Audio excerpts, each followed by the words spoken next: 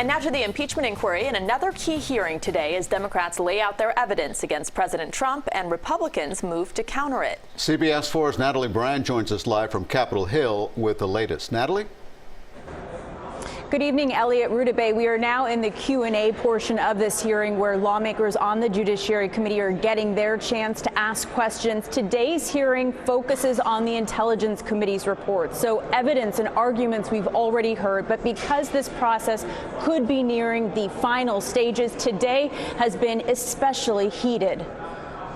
The testimony you're about to give is Democratic and Republican lawyers made their best case for and against the impeachment of President Trump. President Trump used the power of his office to pressure and induce the newly elected president of Ukraine to interfere in the 2020 presidential election for President Trump's personal and political benefit. There is no indication of bribery, extortion, or other illegal conduct. The call is not the sinister mob shakedown that some Democrats have described. Democrats say the president abused his power and obstructed justice. If, in fact, President Trump can get away with what he did again,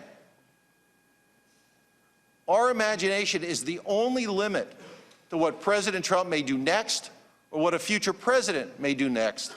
Republicans argue Democrats just want the president out of office. We don't have a crime. We don't have anything we can actually pin, and nobody understands really what the majority is trying to do, except that interfere and basically make sure that they believe the president can't win next year if he's impeached. White House lawyers declined to participate in today's hearing. Instead, President Trump sent a flurry of short tweets denouncing the proceedings. This hearing has been especially contentious, with lawmakers frequently sparring and a disruption at the start.